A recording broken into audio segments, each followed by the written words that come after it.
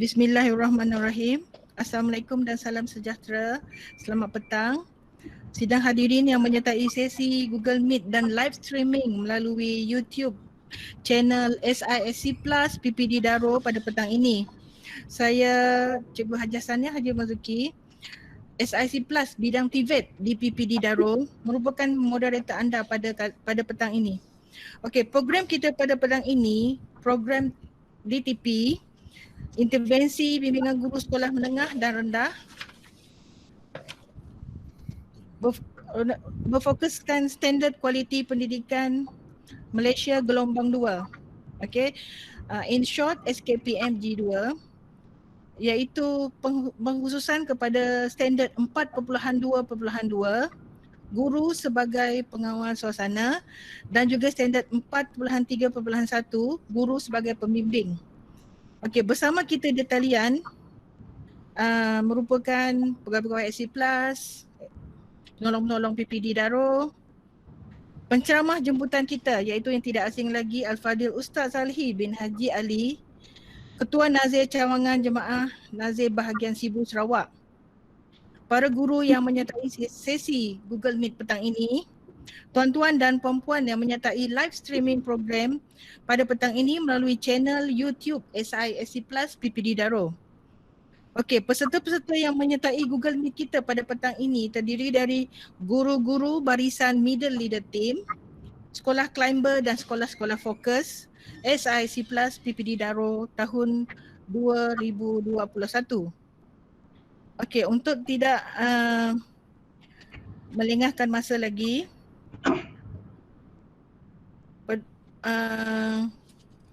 untuk makluman hadirin sekalian, semua penglibatan dan kehadiran kita pada petang ini belum dapat direkodkan dalam SPL KPM. Oleh yang demikian, tuan-puan boleh mengisi satu link pengesahan kehadiran yang akan dikongsikan semasa sesi berlangsung kelak. Pada petang ini, kita sekali lagi bersama dengan pakar SKPMG 2 yang kita jemput khas dari Jemaah Nazir Cawangan Sibu, iaitu Ustaz Salhi bin Haji Ali. Beliau merupakan Ketua Nazir Cawangan Jemaah Nazir Bahagian Sibu Sarawak. Beliau berpengalaman selama 24 tahun di Jemaah Nazir dan menjawat jawatan sebagai Ketua Nazir Cawangan Sibu sejak tahun 2016. Okey, ini adalah untuk pengetahuan rakan-rakan yang buat pertama kali mengikuti sesi Google Meet kita. Jadi untuk tanpa melengahkan masa, kita mempersilakan Al-Fadil Ustaz Salhi bin Haji Ali untuk memulakan sesi perkongsian kita pada petang ini. Okey, dipersilakan Ustaz. Baik, terima kasih Cikgu Hajah sebagai moderator kita petang ini. Bismillahirrahmanirrahim. Assalamualaikum warahmatullahi wabarakatuh. Rabbi israhli sadri wa yassirli amri wahlul 'uqdatam min lisani yafqahu qawli. Selamat petang dan salam sejahtera. Baik, selamat berjumpa semula kepada cikgu-cikgu yang telah mengikuti program kita pada sesi yang lepas, dan juga kepada pegawai di PPD Daro, pegawai SIC PPD Daro. Selamat berjumpa, selamat kembali ke siaran kita pada petang ini. Baik, kita akan sambung lagi sesi kita. Ada dua aspek yang akan kita bincang petang ini, dan sekiranya kurang memahami nanti bolehlah bertanya. Dan saya fikir sesi ini, dua aspek ini adalah aspek yang terlalu dekat dengan kita, terlalu dekat dengan cikgu. Ini adalah kerja hari-hari kita sebagai guru dari hari Isnin hingga Jumaat. Jika tidak ada cuti, maka itulah kerja kita. Maka kedua-dua aspek ini memang hari-hari kita buat. Cuma nanti kita akan melihat bagaimana pencapaian murid setelah kita melalui proses-proses PDPC itu. Baik. Jadi seperti yang lepas, saya suka nak mengingatkan cikgu-cikgu bahawa SKPMG 2 ini bukanlah satu tempat untuk mengukur kemajuan sekolah. Itu bukan seperti SKPM 2003 dan 2010. Dia adalah untuk kita mencatat atau merekod perkembangan ataupun kerja buat seharian kita di sekolah, sama ada pengurusan ataupun aktiviti sekolah dan juga aktiviti PDPC yang akan kita bincang pada petang ini. Jadi kena faham yang itu. Sebab tu saya kata SKPMG 2 ini adalah panduan khusus untuk guru dari awal persekolahan, dari hari pertama persekolahan sehingga ke penghujung sesi persekolahan pada tahun semasa. Maka tamat kerja kita pada tahun itu. Jadi ia akan direkod di sana dan tidak perlu dijadikan satu titik tolak untuk kita kata kita berjaya, tetapi adalah untuk kita melihat bagaimana kerja kita pada tahun itu telah selesai, telah mendapat skor yang tertinggi ataupun belum. Seperti yang saya beritahu pada tahun sesi yang lepas juga, jika sekiranya belum sampai ke skor yang penuh, skor 4, maka aspek itu ataupun tahap tindakan itu hendaklah dikerjakan semula, dilihat semula. Jangan nanti kalau dah ada skor 2, tahun ini dapat skor 2, ataupun bulan ini dapat skor 2, bulan depan pun skor 2, sampai habis tahun pun skor 2, ataupun sampai tahun berikutnya masih juga skor 2. Itu bukan itu cara dia. Cara dia skor 2 itu adalah titik tolak untuk kita memulakan kerja buat kita menjadi lebih cemerlang pada masa yang akan datang. Itu tujuan dia. Sebab tu saya kata skor yang kita peroleh dalam SKPM itu bukanlah satu yang muktamad yang mesti kita tamatkan kalau dua-dualah sepanjang hayat kita berada di situ. Tidak begitu. Dia 2 setakat yang kita lihat pada sekolah ketika itu. Tetapi kalau sekolah dah dapat 4, maka 4 itu akan berterusan. Dan saya juga pernah mengingatkan bahawa 4 itu bukanlah satu jaminan untuk sekolah meningkat naik. Bila 4 itu mungkin sudah bertahun-tahun 4-nya, tapi UPSR, SPM masih juga pada tahap itu. Maka apa artinya cikgu? Artinya kualiti 4 yang kita bagi itu belum menjamin kualiti sebenar sekolah kita. Jadi apa yang boleh kita buat? Kena review, kena semak semula. Kena buat satu postmortem, buat satu kajian semula terhadap 4 yang kita bagi itu. Adakah itu betul-betul berdaya saing untuk membolehkan kita menjadi sekolah yang cemerlang pada satu ketika nanti? Itu maksud dia. Baik. Ini adalah standard yang akan kita bincang pada petang ini. Standard yang satu telah kita bincang pada minggu yang lepas, iaitu perancangan guru, perancangan seperti RPH, RPT yang telah kita bincang pada sesi yang lepas itu. Jadi RPH, RPT itu adalah satu pembuktian bahawa kita bekerja di sekolah dan dia ada unsur undang-undang yang terletak di situ. Jika kita tidak menyediakan RPH, RPT, maka itu boleh dikatakan kita tidak menunaikan tanggungjawab kita sebagai seorang guru. Itulah tandanya kita sebagai guru boleh dikatakan kerja buat kita memang direkod, memang boleh ada jadikan bukti yang kita bertugas. Kalau tidak ada rekod itu, maknanya kita tidak bertugas. Kita menyediakan rekod-rekod mengajar, rekod-rekod kerja kita berdasarkan jadual yang telah disahkan oleh pihak sekolah untuk kita laksanakan tugas harian. Dan di akhirnya nanti kita melaksanakan, setelah kita melaksanakan tugas-tugas mengajar itu, kita akan dapat satu output ataupun impact daripada kerja buat kita seharian. Baik. Ini masih saya, mungkin ada yang baru ikuti kita pada petang ini, maka saya suka nak ingatkan, sebab saya rasa ini satu persoalan besar juga di kalangan guru kita. Kenapa selama ini kita PDP, tiba-tiba sekarang ni kita gunakan PDPC? Seperti yang saya nyatakan pada sesi yang lepas, PDP itu adalah satu rumah yang besar. PDP tidak dihapuskan cikgu, tidak dimasukkan, masih kita boleh gunakan PDP. Tetapi dalam PDP yang kita nak tekan sekarang adalah PDPC, sebab kita nak sesuaikan dia dengan abad ke-21 dan juga TS25 yang kita sedang berhadapan sekarang ini. Jadi kita letak aktiviti pengajaran kita di bawah PDPC. PDPC artinya kita lebih suka melihat bagaimana anak murid kita mencari ilmu sendiri dengan kita sebagai pemudacara. Itu maksud dia.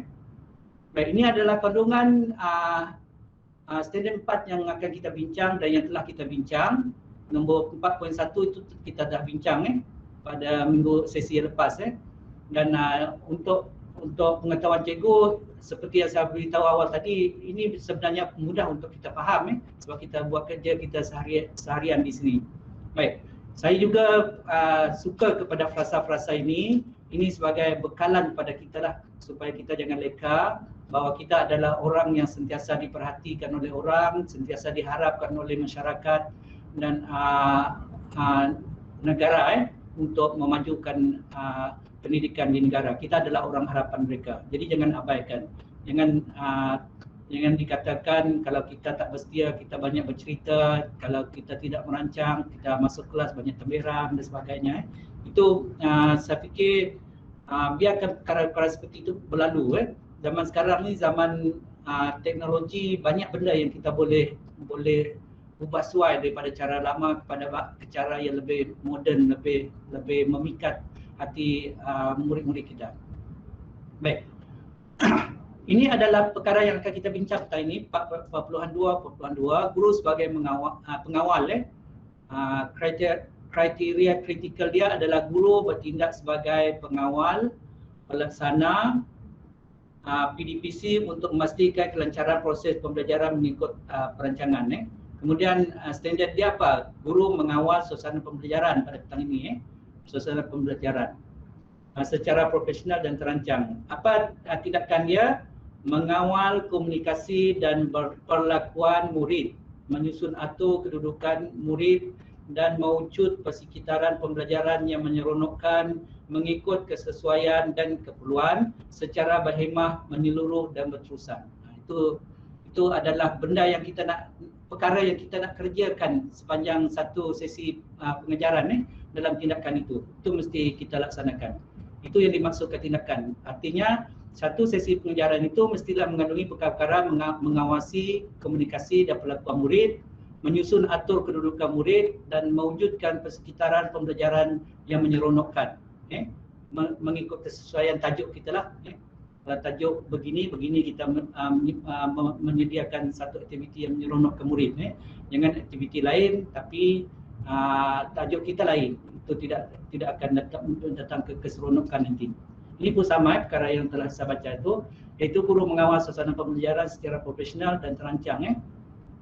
Guru ini memang profesional, itu tak boleh lepas. Kita adalah orang yang profesional sebab kita dilatih berapa tahun untuk menjadi seorang guru tu.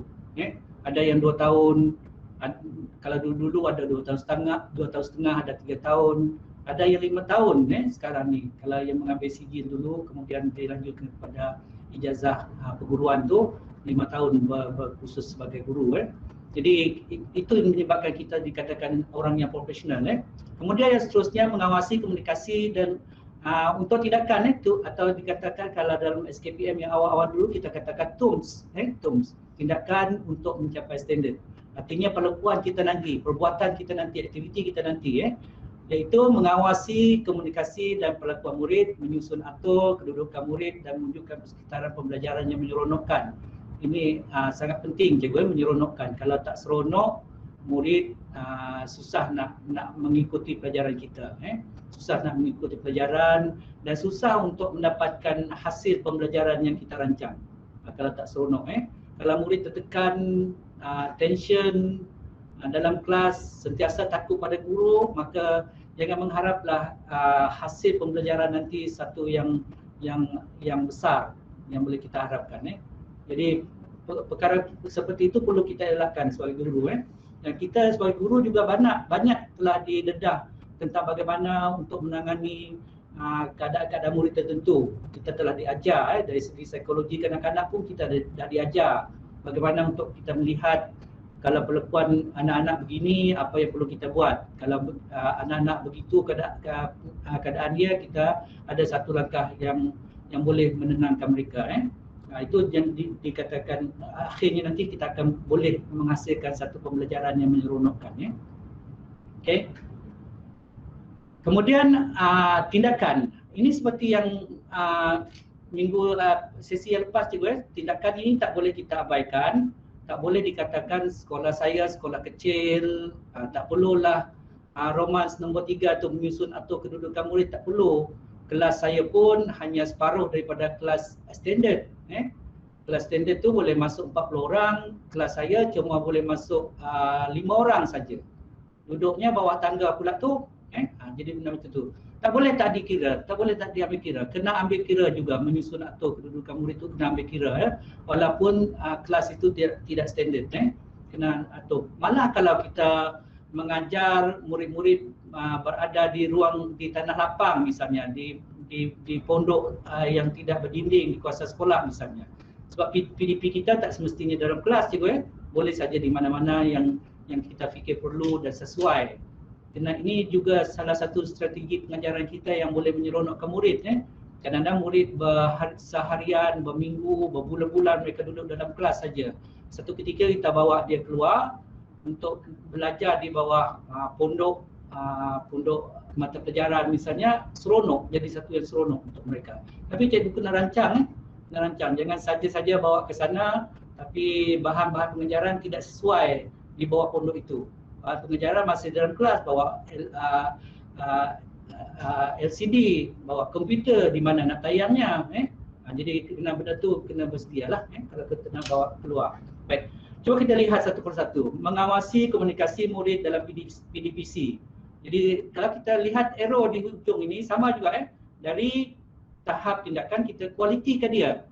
Semua ini nanti hendaklah dikualitikan. Seperti yang saya pada minggu lepas. Saya berharap cikgu boleh tahu apa yang saya ceritakan tu. Sebab saya sepatutnya saya boleh lukis dari sebelah menuju ke sebelah tapi saya kurang pakar melukis begitu. Jadi kalau cikgu nak tahu, sila rujuk portal sekolah masing-masing, ada diajar secara hard copy dalam tu. Hard copy, dia soft copy tapi telah dicetak, disimpan di dalam portal sekolah cikgu. Pergi ke download dokumen atau muat turun dokumen, pergi ke situ, ada 5, 6, 7 dokumen yang cikgu boleh lihat di situ, yang boleh cikgu download untuk kerja buat SKPMG 2 ni.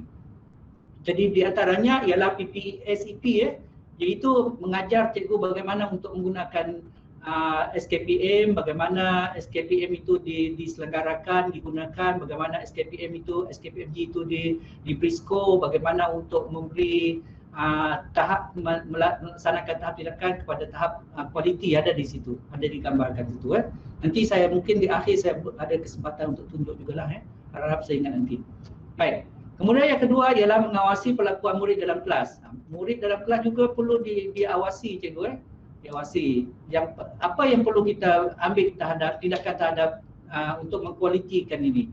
Yang pertama secara berhemah mengikut kesesuaian kalau perlakuan murid dalam kelas masa PDPC itu bilangan murid yang ramai, sesuaikan tindakan kita. Kalau murid yang sedikit, sesuaikan. Kalau pengajar tajuk yang agak sukar, sesuaikan juga Kemudian secara menyeluruh meliputi semua murid. Jangan abaikan seorang pun murid dalam kelas, tak boleh diabaikan. Jangan ada murid yang selalu angkat tangan tu, itu sajalah mata kita di situ sedangkan murid yang diam-diam tu kita tidak mempedulikannya. Ingat cikgu, seperti yang saya beritahu pada minggu yang lepas itu, jangan lagi berlaku bangau-bangau dalam kelas kita. Jangan lagi berlaku defisit pembelajaran, hutang-hutang pembelajaran pada tahun semasa. Kalau boleh selesaikan. Sebenarnya kalau kita lihat pada sukatan-sukatan pelajaran kita tu di SKP kita adalah banyak benda yang berulang banyak benda yang ulang. Cumanya daripada yang senang kepada yang agak suka, semakin suka. Tapi kalau yang asas itu, yang senang itu dikuasai sepenuhnya, difahami sepenuhnya dari segi maksud prinsip dia, maka tidak suka untuk cikgu mengajar peringkat yang lebih tinggi itu, yang lebih suka itu tidak susah. Bisa saja kita boleh memahamkan perkara asas kepada murid kita satu persatu dapat diperjelaskan dengan baik, maka perkara yang susah itu, perkara yang suka, yang kita anggap suka itu akan mudah untuk murid menguasai juga. Sebab itu jangan dibiarkan bangau-bangau itu berterusan dalam sistem pendidikan kita ataupun di sekolah kita. Jangan diteruskan. Sebab itu tidak sihat sebenarnya. Tidak sihat. Saya pernah mendengar keluhan seorang guru besar yang hampir bersara pada ketika itu. Dia kata, Cik, dia kata perkara yang paling kesal dalam hidup saya apa dia kata? Ialah tidak membolehkan anak murid saya semua membaca. Itu yang paling dikesal dalam hidup dia sebagai seorang guru, dia kata. Pada waktu itu saya melihat genangan air mata pada mata beliau. Pada waktu itu dah hampir bersara tu, tapi dia mengenangkan zaman-zaman di awal bersekolah, awal-awal dia jadi cikgu dulu, rupa-rupanya ramai juga murid dia yang tak pandai membaca, tak pandai mira, tak menguasai 3M. Sebab tu dia kata, itu adalah perkara yang kalau boleh nak diulang semula zaman dia awal mengajar tu, dia nak bolehkan semua anak-anak murid itu membaca. Itulah cerita bangau-bangau tu cikgu, bangau-bangau. Jadi setiap individu guru tu kena selesaikan, terutama subjek masing-masing. Jangan biarkan dia terhimpun dari setahun ke setahun, dari tahun ke setahun terhimpun. Akhirnya tahun 6 sekolah pun sibuk nak buat kelas tambahan. Cikgu boleh bayangkan, benda yang sedikit-sedikit dikumpul jadi banyak cikgu, kemudian kita letakkan dalam satu tempat yang kompak, yang boleh menyebabkan letusan. Itu yang kita boleh bayangkan. Anak-anak kita begitulah, kalau cikgu himpunkan semua permasalahan sekolah dari tahun 1 ke 6 baru kita nak selesaikan. Maka begitu keadaan dia. Nanti dia akan tidak seimbang, tidak seimbang. Elakkan yang itu cikgu, bangau-bangau tu elakkan. Jadi cikgu yang muda-muda tu bersedia, setiap permasalahan murid dalam kelas kita itu tahun semasa selesaikan. Terutama cikgu sekarang ni senang sebab cikgu jaga subjek itu sendiri. Bukan jaga subjek orang lain. Mungkin ada seorang dua yang jaga subjek orang lain lah. Ini disebabkan keadaan sekolah yang kecil dan sebagainya. Tapi bagi sekolah yang cukup option cikgu itu, maka cikgu adalah menjaga subjek itu sendiri. Kalau bahasa Melayu, dia jaga bahasa Melayu saja. Maka hendak selesaikan menggunakan kepakaran cikgu sebagai guru bahasa Melayu di sekolah itu. Guru bahasa Inggeris dan sebagainya, guru matematik, guru pendidikan Islam. Selesaikan masalah masing-masing. Selesaikan. Jangan sampai terbawa ke peringkat yang lebih tinggi. Itu agak sukar. Saya dah melihat ini dari dulu cikgu. Kalau saya melihat sekolah yang climbing ke, yang sinking ke, itulah masalah dia. Sebab tidak diselesaikan permasalahan di peringkat awal. Dah penghujung persekolahan baru nak selesai, memang susah. Memang susah. Kesian anak-anak kita juga terpaksa menanggung semua bebanan yang terhutang dari tahun 1 tu, tahun 6 baru dia nak selesaikan semua. Kesian anak-anak kita. Anak-anak kita. Tapi seperti yang saya beritahu tadi, cikgu subjek masing-masing itu kena jaga subjek masing-masing. Jangan sampai jadi bangau-bangau. Baik. Kemudian yang perkara yang ketiga, menyusun atau kedudukan murid juga cikgu penting. Penting, nanti kita akan cerita lanjutlah. Artinya saya bagi asas begini. Kalau dalam keadaan kelas itu sudah nampak gundah gulananya, ada kacau mengacaunya, ada ganggu mengganggunya, ada cuit-mencuitnya di kalangan murid, maka kita mula aturkan, susunkan kedudukannya sesuai.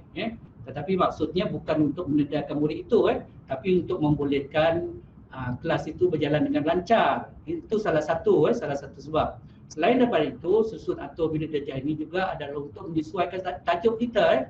Tajuk kita, terutama kalau saya bayangkan prasekolah dia ada bertema dia sendiri. Jadi kalau waktu tema dia keluarga, maka banyaklah dipaparkan ahli-ahli keluarga, ibu-ibu, bapa-bapa, nenek, datuk, adik-beradik dalam kelas tu. Itu tema dia. Jadi kelas susun atur dia pun akan bertukar. Akan bertukar lain. Kalau tema pada ketika itu adalah mengemas rumah, maka di satu sudut itu akan diatur satu tempat yang seperti mengemas rumah misalnya. Begitu itu maksudnya. Kemudian yang seterusnya ialah mewujudkan persekitaran pembelajaran yang menyeronokkan. Jangan memberi suasana yang tegang dalam kelas. Tak boleh. Kalau saya sebagai ibu bapa, saya tak izinkan tu kalau anak saya dalam keadaan yang tegang. Sebab saya pernah mengalami keadaan begini waktu anak saya. Ini dah sekolah menengah ni cikgu Cikgu hari-hari menjerit dalam kelas waktu mengajar. Dia tak marah cikgu ni, tapi dia lepaskan geram dia bila murid tak dapat menguasai kemahiran. Macam saya cerita awal-awal dululah. Anak murid tak dapat menguasai, saya mula nak marah. Jadi ibu bapa besok datang kata kalau anak saya dah pandai, saya tak bagi ustaz mengajar anak saya. Jadi apa yang dialami oleh anak saya, setiap hari Rabu akan jadi demam, sakit kepala. Rabu demam, sakit kepala. Saya kata tak mungkin Allah akan menurunkan satu ketidakadilan begitu kepada kamu. Sepatutnya Kalau nak demam pun adalah hari-hari yang bukan setiap hari Rabu. Tapi anak saya setiap hari Rabu demam, demam sakit kepala. Lepas tu saya mohon izin pada Tuan Pengetua untuk berjumpa guru berkenaan, saya bincanglah. Lepas tu saya maklum pada cikgu itu, boleh tak cikgu turunkan sedikit volume cikgu dalam kelas. Kalau nak menjerit itu turunkan sedikit. Selepas itu tak ada masalah. Jadi cikgu tu pun faham keadaan murid dia dan murid pun boleh belajar. Anak saya pun tak ada lagi demam hari Rabu. Itu keadaan dia. Sebab tu saya kata menyeronokkan itu penting cikgu, penting menyeronokkan. Kalau tidak menyeronok, itulah sebabnya. Itu yang sebabnya. Cikgu mungkin terlihat dalam di anak-anak kita selepas SPM baru-baru ni dalam YouTube dan sebagainya, itu adalah gambaran dia. Jadi kita berharap itu tidak akan berterusan untuk pada masa akan datang. Kita berharap murid selesai SPM, mereka akan berjumpa dengan cikgu mereka, mengucapkan terima kasih, mengucapkan rasa simpati pada cikgu kerana betul-betul lumus dalam keadaan pandemik, menyampaikan ilmu pada mereka. Itu sepatutnya, bukan mengeluarkan kata-kata kesal kepada cikgu. Ini adalah satu daripada punca cikgu, pembelajaran yang tidak menyeronokkan tu. Tidak menyeronokkan. Saya boleh kata, saya berani katakan begitu. Itu tidak menyeronokkan. Saya percaya kalau murid tu habis SPM sepanjang tahun 5 tahun bersekolah di sekolah menengah menyeronokkan, dia tak akan berbuat begitu. Itu tidak akan timbul tu, tidak akan timbul. Baik. Cuba kita lihat perkara yang pertama dulu, mengawasi komunikasi murid dalam PDPC. Apa yang perlu cikgu lakukan? Apa yang perlu cikgu lakukan? Ini cikgu sebagai panduan, panduan. Tidak semestinya ini saja, mungkin banyak lagi. Cikgu kreatif, cikgu kreatif, cikgu banyak idea sebenarnya. Cuma nanti kalau tak ada pilihan, carilah kawan-kawan untuk berbincang, ataupun kalau sekolah itu boleh di bengkel saja tu, boleh di bengkel, mengawasi komunikasi murid dalam PDPC. Panggil dua tiga orang dalam satu subjek ke, atau satu sekolah ke, atau bergabung dengan sekolah lain, bengkelkan perkara ini. Walaupun kita nampak dia satu item yang kecil, kalau kita bengkelkan, jadikan dia satu titik permulaan untuk cikgu bergerak, menjadikan mengawasi komunikasi murid PDPC dengan cara yang betul. Baik, yang pertama cuba kita lihat. Ini contoh cikgu, jangan terikat dengan apa yang saya paparkan ini nanti. Nanti dikatakan inilah Ketua Nazir sibuk ajar pada kami, jadi ini saja yang saya boleh lakukan. Tidak begitu. Baik. Yang pertama, mewujudkan peluang pada semua murid untuk berkomunikasi. Semua.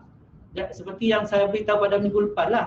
Ada murid yang mula mengganggu kawan-kawan di belakang, diletakkan di depan, dan di bawah dagu cikgu tu, cikgu berdiri di atas, murid dia duduk di depan dia. Tetapi malangnya murid itu terus dipenjarakan di situ. Tidak diberi apa-apa lagi ajaran, tidak diteguhkan apa yang perlu dibuat, tidak dimaklumkan apa perlu dibuat, dan murid itu hanya membelik buku kiri kanan, langsung tidak diberi pendidikan. Itu adalah menghalang komunikasi murid itu, menghalang komunikasi murid. Itu dinamakan tidak memberi peluang. Memberi peluang artinya kita mestilah keseluruhan kelas itu kita beri perhatian. Yang dah menguasai aktivitinya begini, yang sedang menguasai aktivitinya begini, yang belum menguasai aktivitinya begini. Itu yang dinamakan memberi peluang komunikasi atau membahagikan semua aktiviti kepada murid secara adil dan saksama, secara rata. Baik. Yang kedua, mewujudkan suasana pembelajaran yang merangsangkan pelibatan semua murid. Semua murid. Juga dikatakan semua murid. Jangan pilih kasih dalam kelas, tak boleh, tidak dibenarkan. Jangan ada, oh ini anak rakan saya ni, ini anak guru besar saya, ini anak pengetua saya, ini anak makcik saya, ini anak pakcik saya, tak boleh. Bila kita berdepan dengan anak murid, itu adalah anak kita semua. Tidak ada dikatakan, oh ini anak orang ni saya tak berkenan. Tidak boleh. Tidak boleh. Walau apapun hal peribadi kita dengan cikgu, dengan ibu bapa itu, tidak boleh dikatakan kita akan menjadikan anak itu sasaran untuk kita tidak memberi peluang pembelajaran yang sama rata. Kemudian yang ketiga, memastikan semua murid mempunyai peluang untuk berkomunikasi dalam aktiviti PDPC. beri mereka peluang untuk berkomunikasi. Jangan kamu ni amat, kamu saja kamu ni. Yang betul Kalau dia ada idea, puji dia. Kemudian kita jemput orang lain. Abu macam mana Abu? Dari tadi Abu diam saja, ada idea tak Abu? Apa tak Abu nak cerita pada saya pada kelas hari ini? Begitu Artinya kita pergi keseluruhan kelas tu. Jangan fokus kepada satu orang saja. Kadang-kadang kita sebagai nazir di belakang ni sangat terasa guru itu memberi fokus kepada seorang saja dalam kelas. Ada banyak kali saya jumpa benda macam ni. Sekejap-kejap orang ni naik, kejap-kejap orang ni naik. Mula dia memandangkan tempat lain, tapi akhirnya ke situ juga mata dia. Jadi itu tidak boleh dibenarkan begitu. Itu contoh cikgu, ini contoh. Banyak lagi perkara lain yang boleh diberi peluang sebenarnya. Seperti yang saya beritahu hari itulah, salah satu daripada calon guru cemerlang pada waktu itu, murid tingkatan 5 tu, yang dia betul-betul memberi peluang, saya ingat 120% peluang pada murid untuk menyediakan atau mencari pendidikan pembelajaran ilmu sendiri dalam kelas tu. Itu yang paling terkesan bagi saya seorang nazir pada ketika itulah. Sehingga terpacul dari mulut saya kata, saya kalau tak sokong cikgu ni saya rasa bersalah. Saya cakap macam tu pada dia. Tapi tidaklah kerana saya dia dapat guru cemerlang itu, saya hanya memberi semangat pada dia dengan kata-kata begitu. Yang memastikan dia berjaya adalah ada jurutankuasa tertentu. Baik.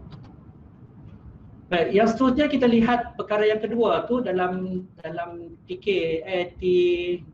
tadi tindakan tu mengawasi perlakuan murid dalam PDPC. Menggunakan berbagai cara cikgu.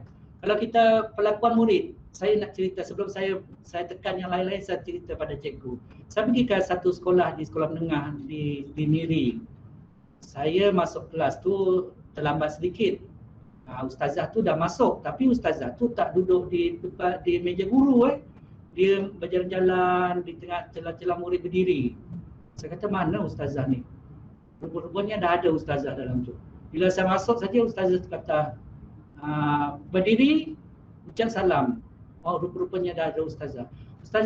Ustazah tu kecil, orangnya kecil molek, tetapi dia punya suara tinggi. Dan arahan dia sentiasa dipatuk oleh murid. Bila dia menerangkan, ustazah kata apa? Murid-murid, pinjam telinga sekejap. Itu perlakuan yang boleh kita mengawasi perlakuan murid. Pinjam telinga sekejap, murid pun diam dan dengar apa yang ustazah beritahu. Baik, cuba kita lihat ni. Ini selalu cikgu gunakan, sekarang ni trend cikgu begini di sekolah ni. Cut traffic light. Betul cut traffic light. Bila dah selesai, hijau. Dalam proses warna kuning, belum selesai warna merah. Cikgu kata berapa orang dah selesai, angkat semua hijau. Kan? Warna apa saya sebut? Warna kuning, warna hijau. Maaf.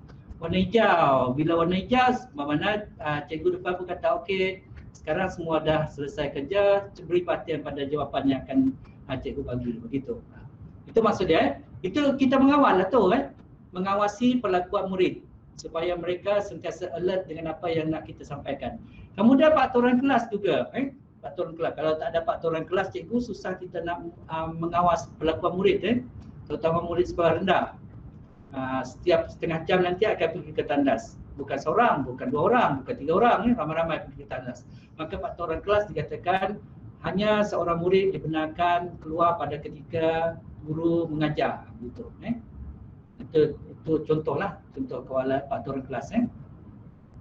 Kemudian isyarat tangan, give five, murid yang berjaya kita angkat tangan dengan dia. Murid itu pun membalas. Itu contoh mengawal. Artinya benda perkara seperti ini adalah perkara yang boleh kita menarik perhatian murid. Kemudian soratkan bab irama. Kalau pengangkat dulu ada soratkan apa tu.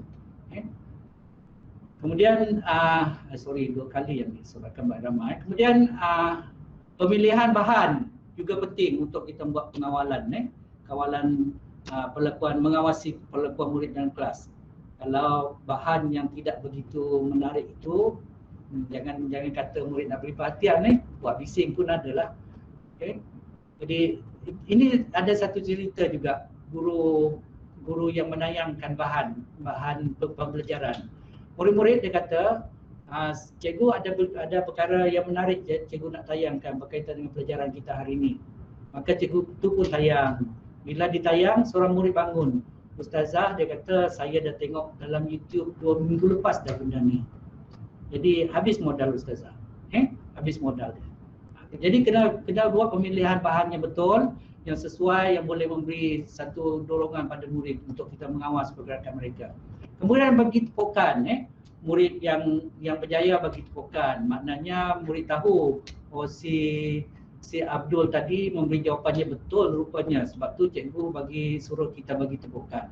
Itu maksud dia, mengawasi perlakuan murid. Kemudian apa lagi? Bunyi whistle. Ada guru yang gemar lah bunyi whistle dalam kelas. Saya pernah jumpa juga ni.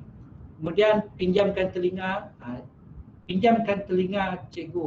Pinjamkan cikgu telinga kamu, maksud dia macam tu. Pinjamkan cikgu telinga kamu. Macam Ustazah tu beritahu tadilah. Ustazah kata tengah mengajar, murid dah nampak tidak begitu memberi perhatian. Ustazah kata, okey murid, pinjamkan cikgu telinga sekejap. Gitu. Maka murid pun beri perhatian. Kemudian senyum, itu yang smile tu lah. Yang ada kalau di awal kita nak gunakan apa nama tu, emoji kan nama dia, benda macam itulah. Dan lain-lain cikgu, boleh saja apa saja yang sesuai yang cikgu boleh gunakan untuk mengawasi kelakuan murid supaya mereka tidak lari daripada memberi fokus kepada apa yang kita ajar pada ketika itu.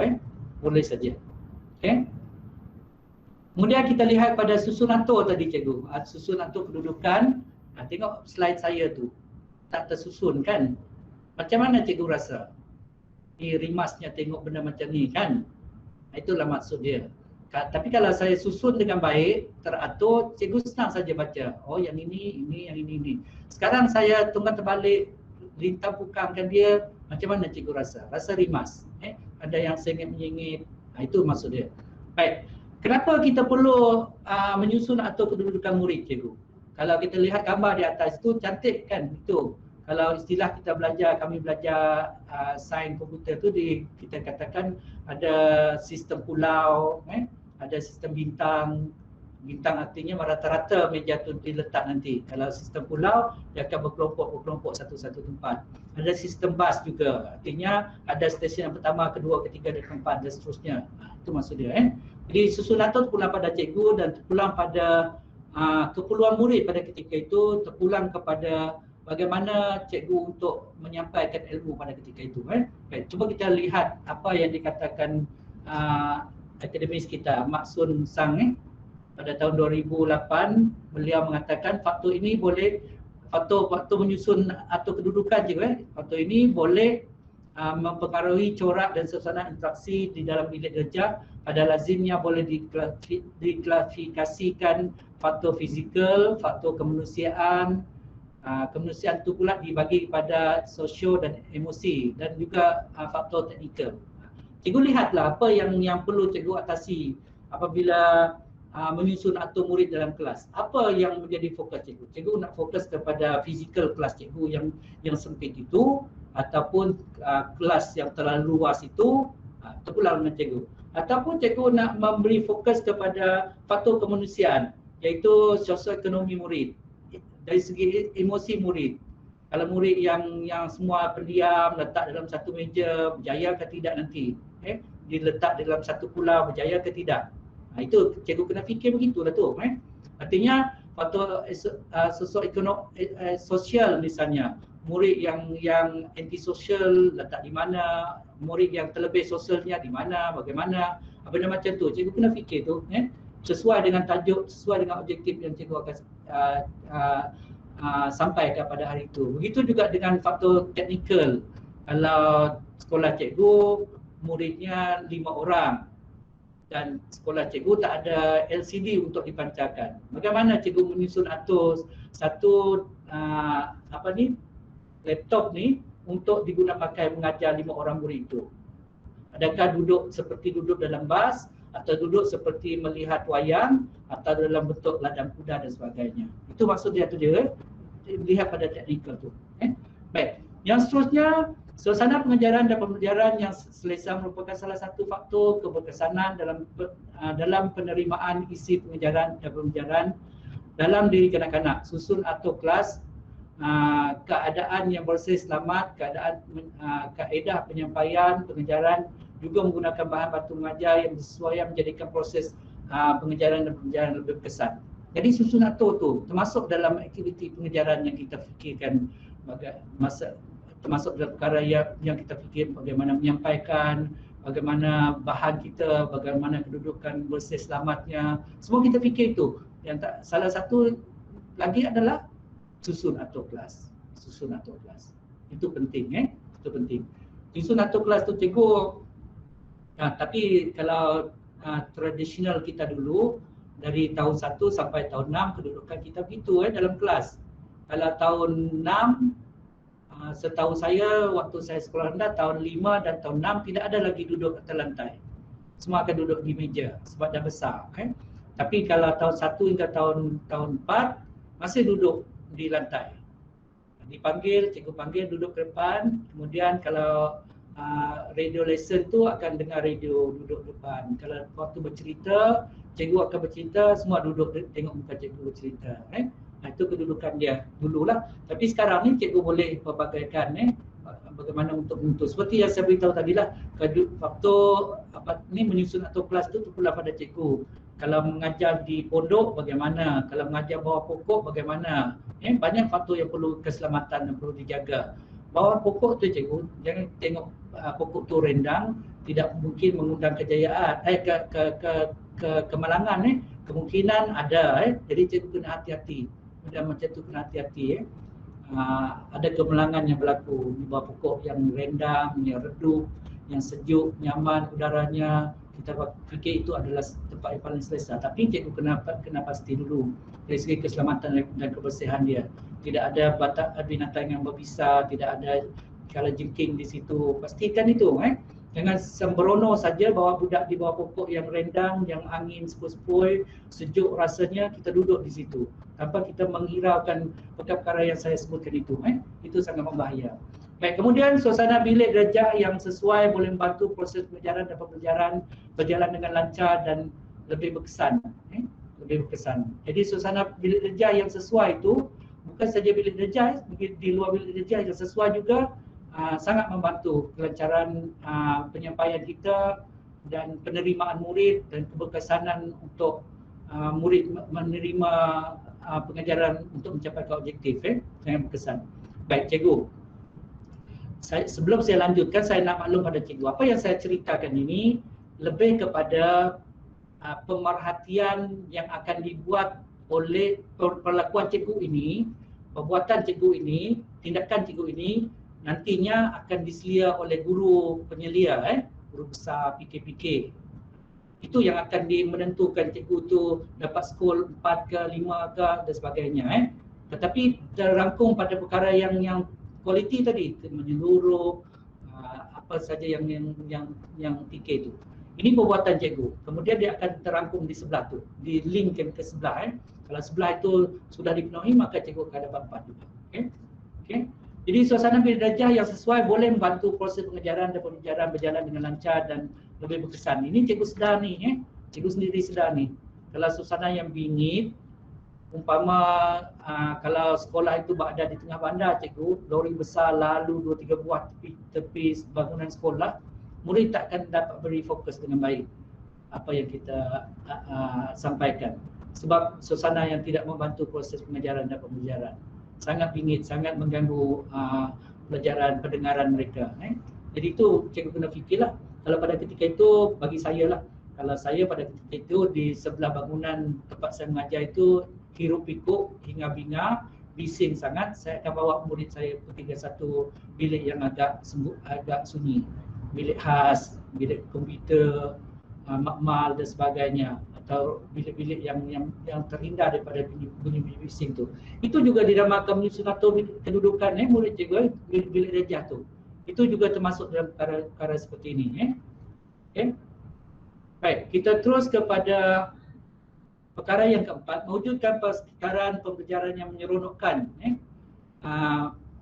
Menyeronokkan cikgu. Jadi seperti yang saya beritahu awal-awal tadi, kalau suasana tidak menyeronokkan, janganlah kita mengharapkan 100% objektif kita akan tercapai. Bagi saya tidak mungkin. Tidak mungkin murid yang kalau 20 orang dalam kelas itu, kita mengharapkan ke semua mereka akan mencapai 3 objektif yang kita rancang itu dengan sempurna kalau pengajaran kita tidak menyeronokkan. Itu tidak mungkin berlaku. Jadi apa yang dimaksudkan dengan pembelajaran yang menyeronokkan, cikgu? Guru perlu menggunakan pengetahuan dan kemahiran untuk mewujudkan PDPC yang seronok dan berkesan. Seronok dan berkesan. Apa yang perlu kita buat, cikgu, untuk mewujudkan ini? Kita pilih objektif yang sesuai dengan kandungan. Kemudian kita pilih aktiviti yang sepadan dengan objektif yang nak kita sampai. Seperti yang saya beritahu penyediaan objektif yang lepaslah. Kalau objektif kita untuk mencapai secara lisan, maka aktiviti itu mirip kepada aktiviti yang lisan. Jangan objektif lisan tapi banyak kepada menulis. Menulis. Murid tak bercakap langsung dalam kelas. Menulis saja kerja mereka. Buat keterangan 100 patah perkataan dalam setengah jam yang pertama, setengah jam yang kedua buat ringkasan pula untuk 80 patah perkataan. Itu sesuai tak dengan objektif lisan? Tidak sesuai. Itu adalah untuk menulis. Begitu. Itu sebabnya kita perlu ada pengetahuan, kemahiran untuk mewujudkan PDPC yang seronok dan berkesan. Mesti ada yang menyeronok dan berkesan. Kemudian yang kedua, guru perlu merancang PDPC sama ada di dalam atau di luar bilik darjah. Kalau saban tahun, saban hari, saban bulan, saban minggu, murid kita duduk terperuk dalam kelas itu saja, nampak gundah gulana dan mereka, maka kita bolehlah merancang satu tempat satu PDPC itu berada di tempat yang lain, tempat yang lain untuk mengubah ubah selera lah orang kata kan. Jadi budak tu kita pergi ke satu tempat yang baru bagi mereka supaya mereka tidak bosan. Baik, yang seterusnya adalah guru digalakkan menggunakan unsur ketindan. Ini semua tahu nih, cikgu semua tahu kan. Jangan menjerit dari awal sampai akhir. Itu tak ada unsur ketindan langsung. Jadi tapi ketindan cikgu kena terkawal, jangan ketindan berhabis-habisan. Nanti budak pula tak hormat. Kemudian didik hibur, ini yang kita beri tekanan sekarang, terutama murid sekolah rendah, beri didik hibur kepada mereka. Artinya mereka belajar tetapi terhibur. Belajar tetapi mereka terhibur. Mereka tak sedar yang mereka itu adalah dalam sesi pembelajaran. Yang sepatutnya satu sesi yang formal dan satu sesi yang serius. Tetapi disebabkan kita merancang satu aktiviti yang didik hibur, maka mereka tak terasa itu. Seperti bercerita, berlakon, main peranan, kerusi panas, kotak beracun, deklamasi sajak dan lakonan, dekon. Teater bercerita, teater pembacaan, nyanyian, lawak jenaka, teka-teki, silap mata, muzik tradisional dan moden dan lain-lain. Itu adalah di antara yang disyorkan untuk kita menjadikan seorang guru itu harus memiliki unsur-unsur kecintaan, didik hibur yang boleh dimanfaatkan oleh murid. Saya khawatir kalau cikgu dari awal masuk saja misalnya bedah melekin, kemudian dengan muka yang serius tanpa melihat muka murid, buka buku teks sekian murid, coba lihat perenggan yang kedua, baca dan coba dah habis baca semua, Ahmad, Abu, bulan A, bulan B baca, coba lihat latihan di bawah tu. Sekarang siap, siapa tak siap nanti tak boleh balik. Itu yang saya khawatir. Benda macam tu je saya khawatir. Tak ada langsung unsur kecintaan di situ. Dan murid akan jadi stres. Murid tidak akan dapat menerima pengajaran seperti itu. Apalagi di zaman sekarang ini, zaman yang penuh dengan hiburan. Semua hiburan di hujung jari. Anak-anak nak berhibur. Ada laptop, ada handphone, semua nak mencari hiburan dalam tu, dalam macam tu. Tiba-tiba berdepan dengan cikgu dengan keadaan yang serius seperti dipenjarakan, maka itu tidak akan memberi impak yang baik dalam sistem pendidikan kita. Jadi cikgu kena bersedia untuk berubah. Walaupun kita orang lama seperti saya ni dah berpuluh-puluh tahun jadi cikgu, saya harus berubah. Saya harus mengikuti peredaran zaman, teknologi dan sebagainya. Mesti itu wajib. Tidak boleh dikatakan itu untuk orang cikgu-cikgu muda, saya orang cikgu dah berumur ni tak mungkin dapat mengikuti. Tidak. Cikgu mesti ikuti perkembangan semasa. Sebab cikgu adalah orang yang akan mendidik zaman sekarang ini. Bukan zaman cikgu muda-muda dulu. Kalau zaman muda-muda dulu, ikutlah zaman cikgu. Tapi zaman sekarang, cikgu kena selari dengan keadaan semasa tu. Kena belajar juga. Mau tak mau kena belajar. Baik. Kemudian kita lihat yang kotak yang seterusnya, menggabungkan misteri menimbulkan rasa ingin tahu. Artinya kalau kita buat sesuatu yang boleh menimbulkan teka-teki di kalangan murid, apa cikgu nak buat? Apa sebenarnya cikgu nak sampai pada saya? Benda macam tu. Seperti yang saya beritahu pada awal-awal dulu, seorang ustazah membawa keratan akhbar dalam kelas, dia edar keratan akhbar tanpa bercakap, kemudian minta murid membaca seperti membaca berita satu persatu, kemudian disoal kepada murid, apa yang kita nak belajar hari ini? Benda macam tu. Itu yang sebenarnya. Pada asalnya murid tak tahu, malah saya di belakang pun tak tahu apa yang ustazah nak buat dengan keratan-keratan akhbar yang dibawa itu. Tak tahu. Jadi saya ingin tahu. Begitu juga murid tu, bila diarah untuk membaca oleh ustazah tu, apa yang ustazah nak suruh saya jadi pemberita di TV ke, nak melatih saya jadi pembaca berita ke, ataupun nak latih saya mencari apa yang dalam keratan akhbar itu. Jadi teka-teki itu. Okey. Jadi timbul perkara-perkara seperti itu untuk membolehkan murid sentiasa alert dengan apa yang akan kita sampaikan. Kalau hari-hari kita masuk kelas, murid buka muka surat ini, baca, kemudian cikgu nak dengar si Abu membaca. Boleh dengar tak ujung sana, boleh dengar tak di sini? Boleh. Sekarang dah habis baca, boleh faham petikan? Sekarang kita buat latihan bahagian B bawah tu, isi tempat kosong. Itu tak menarik langsung cikgu. Tidak memberi apa-apa bagi saya lah. Itu zaman saya sekolah rendah pun tak begitu agaknya. Kemudian yang kedua, jangan ulangi bahan yang sama terlalu kerap. Benda yang sama. Hari-hari projektor saja. Hari-hari cikgu tayang. Akhirnya murid pun buat. Walaupun itu teknologi moden cikgu. Kalau hari-hari didedahkan, dibawa perkara yang sama itu, dia akan jadi bosan. Murid-murid akan bosan. Sebab mereka ni terlalu pantas dengan teknologi seperti itu. Kalau sekali, dua kali dia tengok cikgu bawa LCD itu, okey. Kecuali nantinya cikgu berehat sekejap, kemudian bawa lagi LCD lain kali, tapi bahan BBM dia ataupun bahan bantu mengajar dia lain. Walaupun ABM dia sama, tapi BBM yang berlainan. Ingat lagi cikgu apa yang saya kata tu, yang BBM, ABM, BBB itu ingat Jadi walaupun LCD, komputer, laptop dengan LCD di bawahnya, tapi murid akan teka-teki. Ustazah, cikgu ini, cikgu Amuk, cikgu Abu ni, cikgu Ahmad ni mesti buat satu yang menarik kali ni. Dia begitu. Kemudian yang ketiga, menggunakan teknologi. Seperti yang saya beritahu lah. Teknologi sekarang banyak, bukan setakat cikgu guna laptop saja.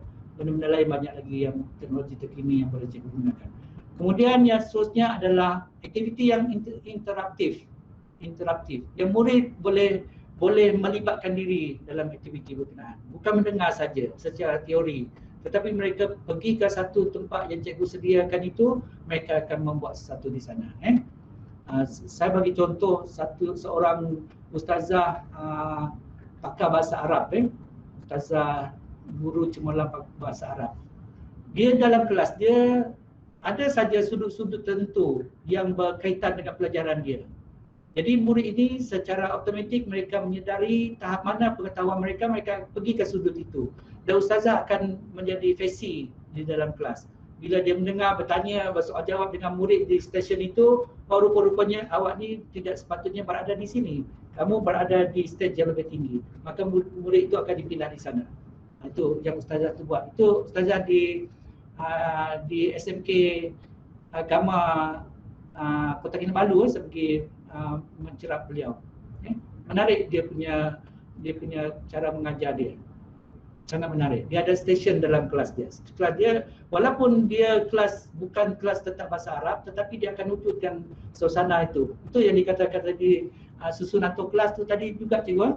Itu juga. Jadi ustazah tu bersedia dengan bahan dia dan diletak di mana-mana dalam kelas tu yang sesuai keturutan tahap kesusahan, tahap keupayaan, tahap pencapaian murid. Jadi murid tu akan akses sendiri. Kalau dia rasa dia di peringkat paling rendah, dia akan pergi ke satu sudut yang paling rendah untuk ilmu dia. Dia akan belajar di sana, dia akan membaca di sana, dia akan buat latihan di sana. Ustazah datang menyoal dia, apa yang kamu tahu, ini boleh tak kuasai? Boleh. Bermakna Siti, kamu sepatutnya tak ada berada di sini. Kamu akan berada di stesen yang di sana tu, lebih tinggi. Begitu Jadi murid tahu sendiri di mana kekuatan mereka. Ustazah sebagai FSC. Itu satu PMP yang sangat menarik bagi saya lah Sangat menarik begitu. Begitu kreatif, begitu interaktif, begitu kreatif cikgu ustazah tu. Sangat pandai dia mengatur langkah-langkah pengajarannya. Tidak membosankan. Tidak membosankan. Malah kalau saya berada dalam kelas itu pun saya nak duduk di stesen tu. Saya nak try di mana pengetahuan saya tentang bahasa Arab yang diajar tu. Sangat menarik. Baik. Kemudian yang kelima, menyediakan kejaran untuk menarik minat murid. Ini bolehlah sekali-sekala, jangan hari-hari terutama kalau kita sentiasa bawa barang yang mahal-mahal ke kelas tu, susah juga kita cikgu kan. Kita taklah orang yang sangat berduit sangat beruang. Kita memadai memberi ganjaran sekali-sekala boleh menyediakan ganjaran yang berbentuk material. Tetapi ganjaran yang bentuk pujian itu senang saja jangan kedekut yang itu. Kalau dalam bentuk material, saya bagi contoh. Waktu anak saya sekolah rendah, masuk saja kereta, dia tunjuk satu pensil warna merah. Kalau dibeli di kedai waktu tu 100% ekonomi itu kan, kedai ekonomi itu 100% tu. Kalau dibeli pun RM1 satu genggam tu pensil tu Tapi anak saya tunjuk pada saya, "Bah, saya dapat hadiah dari cikgu. Satu pensil," dia kata. Begitu bangga dia menunjuk pada saya bahawa dia telah mendapat pujian daripada cikgu dia dengan diberi hadiah satu pensil. Itu contoh. Contoh. Tak tahulah zaman sekarang pensil tu bernilai ke tidak pada zaman sekarang, pada zaman 2000-an ini. Tapi pada zaman anak saya waktu sekolah rendah tu, itu keadaan dia. Lari-lari masuk ke dalam kereta, ditunjukkan pensil sebatang itu warna merah. Dalam fikiran saya kalau bawa pergi ke kedai itu dapat satu genggam tu RM1 saja. Tapi anak saya tunjuk begitu bangga dia. Itu ganjaran tu. Itu juga memberi satu kelas yang menyeronokkan. Besok dia akan bersungguh-sungguh lagi. Anak itu akan bersungguh-sungguh lagi berusaha. Cikgu ni masuk nanti, Cikgu Fazli masuk, saya akan all out saya. Dia begitu. Sebab saya nak dapat ganjaran lagi. Begitu juga dengan pujian. Anak-anak kita ni kalau disentuh hatinya, kalau dibelai hati dia, dia akan lembut. Dia akan lembut. Jangan anak kita buat betul pun tak ada pujian, buat salah jangan lagi. Kena marah adalah. Tapi kalau yang dah betul tu katakan, "Wah, hebatnya kamu hari ini. Terima kasih Ahmad. Kamu hari ini bagus sangat." Kan tidak perlu ada apa-apa perbelanjaan untuk kita keluarkan pujian-pujian seperti itu. Kemudian melibatkan pengalaman yang sebenar murid. Ini cikgu, ini selalu yang kerap kita, kalau cikgu selalu menggunakan buku teks cikgu terutama cikgu yang sekolah di Hulu, di dalam buku teks tu dikatakan melawat KLCC. Budak di Hulu tu, KLCC tu apa benda? Yang tak pernah keluar dari sempadan Malaysia-Indonesia tu tak pernah keluar. KLCC TV pun tak boleh nampak di sana. Jadi dalam buku teks tu KLCC, cikgu pun bukan muka surat 5 murid-murid, ada 25 murid, ada petikan tentang melawat KLCC.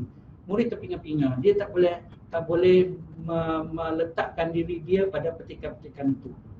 Jadi cikgu, bagaimana kita nak menyamakan petikan itu seperti mereka di hulu sana?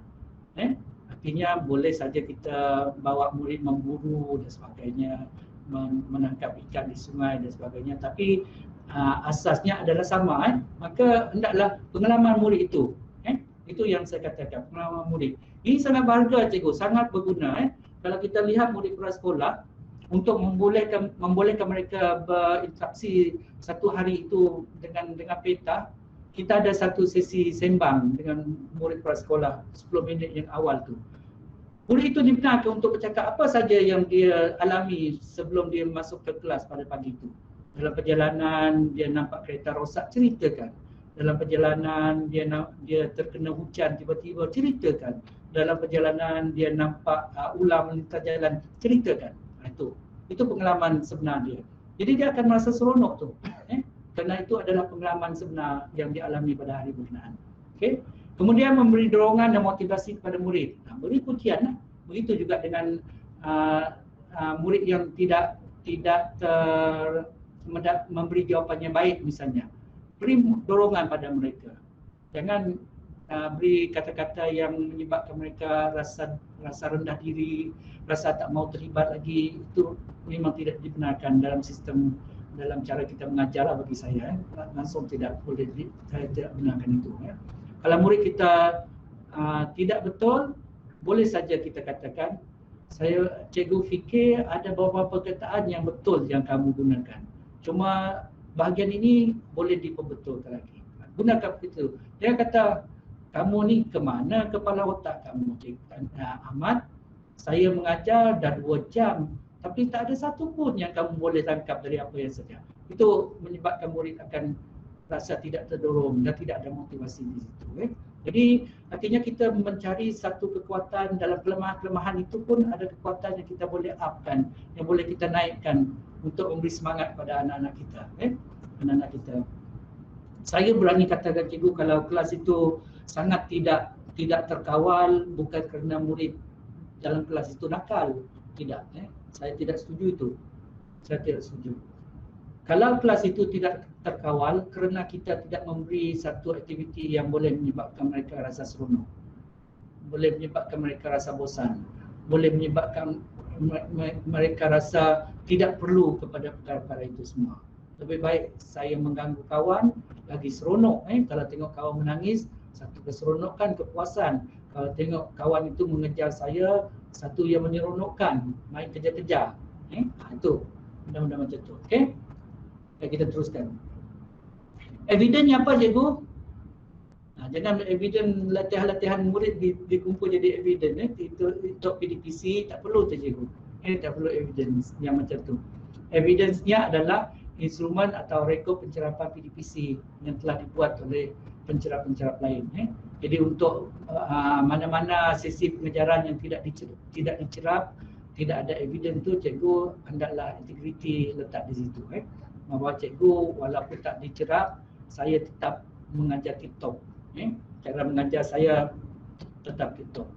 Jangan pada ketika kita dijadualkan untuk pencerapan, kita buat bertunggu-lumus. Satu malam tak tidur. Satu malam tak tidur, besok mengajar pun tak tidur, lusa saya tidur 2 hari. Tidak begitu. Jadi evidence untuk bahagian PDPC ini adalah pencerapan. Nanti saya akan cerita di mana boleh dapatkan instrumen atau rekod pencerapan itu yang dikatakan evidence. Saya akan cerita dia, mudah-mudahan ada sempat. Kita lihat yang seterusnya, aspek yang seterusnya. Aspek 4.3.1. Minta maaf ya, saya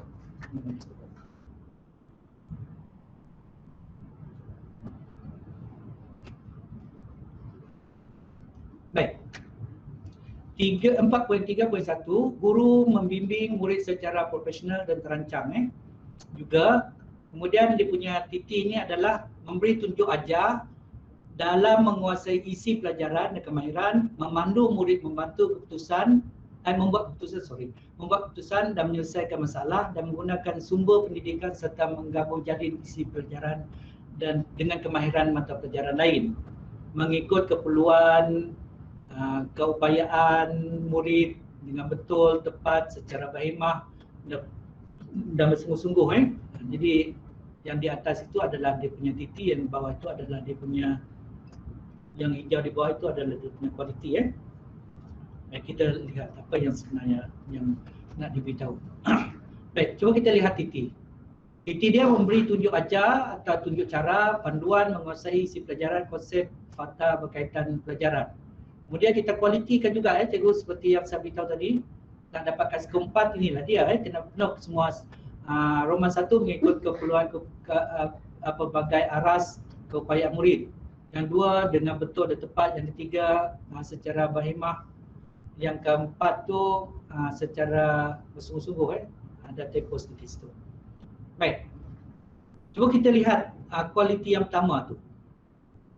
Di antara mengikut keperluan dan pelbagai aras tu ada kita nama apa tu cikgu, slash tu ada sending tu Artinya apa tu? Artinya boleh pilih salah satu, mengikut keperluan atau mengikut pelbagai aras keupayaan murid. Kalau dua-dua dipenuhi, lagilah bagus Kalau kedua-dua dipenuhi. Kalau salah satu dipenuhi pun sudah diambil kira Roman nombor 1 itu untuk kita kira dalam skor 4 nanti. Kemudian dengan betul dan tepat, kemudian secara bahimah kita tunjuk ajar murid dengan secara bahimah Kalau kita relate, kita baca yang sebelah tu, cuba kita baca. Memberi tunjuk ajar, tunjuk cara, panduan menguasai isi pelajaran ataupun fokus atau fakta berkaitan pelajaran dengan apa? Mengambil tindakan mengikut keperluan. Betul bunyi dia kan?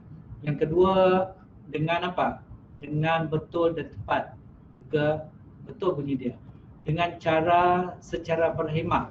Ini perlu beri perhatian, berhemah Menengking-nengking tu berhemah tak? Dengan suara-suara yang kuat tu berhemah tak? Tidak cikgu tidak. Itu yang perlu kita lihat. Kemudian yang keempat tu secara bersungguh-sungguh. Secara bersungguh-sungguh.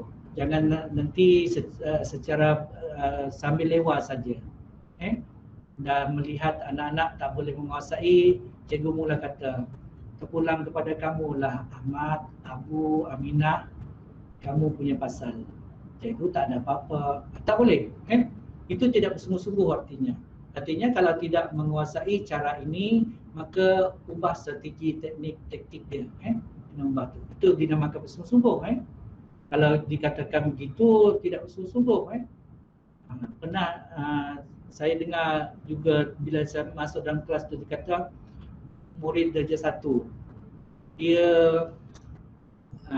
ustazah ni lah kan, benda yang dicipta oleh Allah dan benda yang dicipta oleh manusia.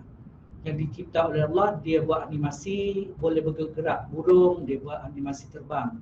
Yang dicipta oleh manusia, kursi, meja, tunjuk yang kaku, barang-barang seperti inilah. Seorang murid lelaki, dia berdiri. Ustazah dia kata, kalau semua perkara yang ustazah tayangkan tadi dicipta oleh Allah, boleh bergerak, burung boleh terbang, angin meniupkan pokok dan laut ada gelombang dan sebagainya, ada ombak dan dicipta oleh manusia itu adalah kursi, meja tetapi dia kata kalau benda ini ada penciptanya, mencipta Allah tu siapa? Ini murid darjah 1 ni, murid darjah 1, tahun 1. Cabi-cabi dia berdiri dia sambil dia garuk kepala dia, ustazah, kalau ini dicipta oleh Allah, ini dicipta oleh manusia, mencipta Allah tu siapa? Jadi ustazah kata apa? Duduk kamu duduk. Bersungguh-sungguh tak kalau begitu? Tidak kan? Tidak bersungguh-sungguh tu. Itu tidak bersungguh-sungguh. Artinya kena cari satu penyelesaian pada ketika itu juga. Untuk memberitahu murid bahawa apa yang siapa yang mencipta Allah itu. Apa yang sebenarnya keadaan Allah itu. Kena cerita tu. Tak boleh kata duduk kamu duduk. Tak boleh. Saya melihat itu. Saya pernah melihat tu. Kemudian ustazah cuba nak jenguk saya di belakang. Dalam hati saya, ustazah kena bersedia lah benda macam tu. Itu darjah 1 tu, tahun 1, murid tahun 1. Begitu advance dia punya pemikiran. Baik. Kemudian memberi tunjuk ajar Yang tadi memberi tunjuk ajar untuk menguasai isi pelajaran. Yang sekarang menguasai kemahiran daripada isi pelajaran itu. Okey. Kemudian yang ketiga ialah memandu murid membuat keputusan dan menyelesaikan masalah dalam aktiviti pembelajaran. Yang keempat, memandu murid menggunakan manfaatkan sumber pendidikan berkaitan pelajaran. Yang kelima, menggabung, merentas, mengaitkan isi pelajaran dengan tajuk, tema, nilai dan sebagainya tu.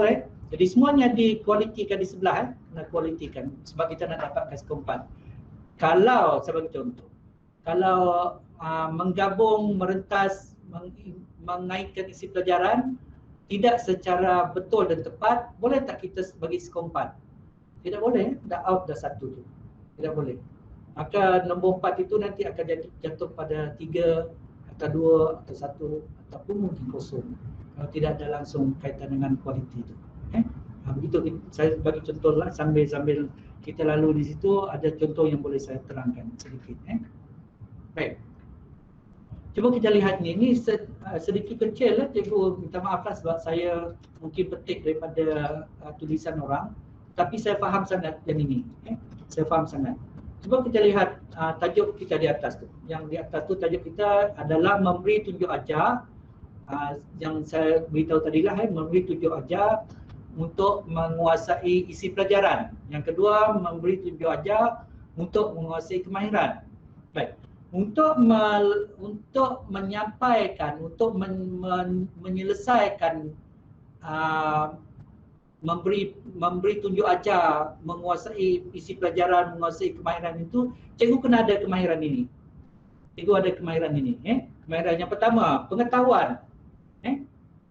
Pengetahuan, kefahaman dan penggunaan. Itu yang boleh saya katakan tools pada diri cikgu lah.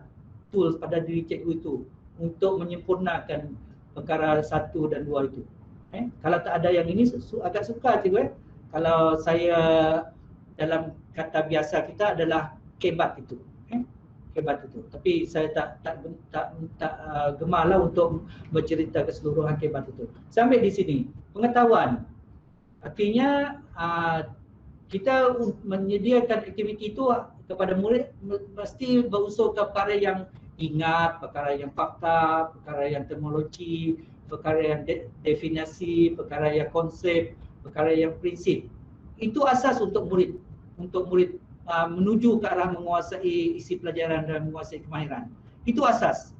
Kalau mereka tak dapat menguasai perkara ini, tak boleh ingat, tak tahu fakta, tak tahu terminologi, tak tahu definisi, tak tahu konsep, tak tahu prinsip, itu yang jadi bangau-bangau tu. Itu yang jadi bangau-bangau.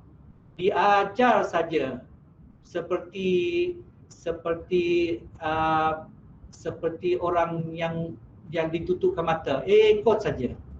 Tapi tak tahu bagaimana bentuk jalan dia, ke mana tuju jalannya, ke kiri ke kanan, itu tak tahu. Tapi kalau cikgu ada ilmu ini, ada kategori ini pada diri cikgu, kategori pengetahuan ini, artinya cikgu membolehkan pelajar itu ingat pada perkara itu. Ingat fakta itu.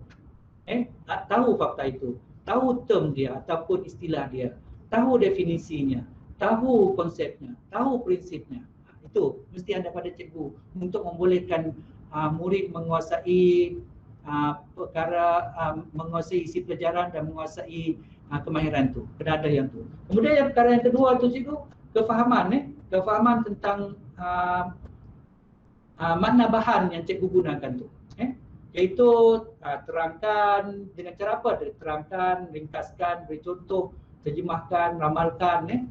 Itu yang perlu cikgu kena ada pada cikgu lah. Kemudian penggunaan cikgu. Cikgu kena tahu guna memilih konsep kemahiran dan menggunakan untuk menyelesaikan masalah.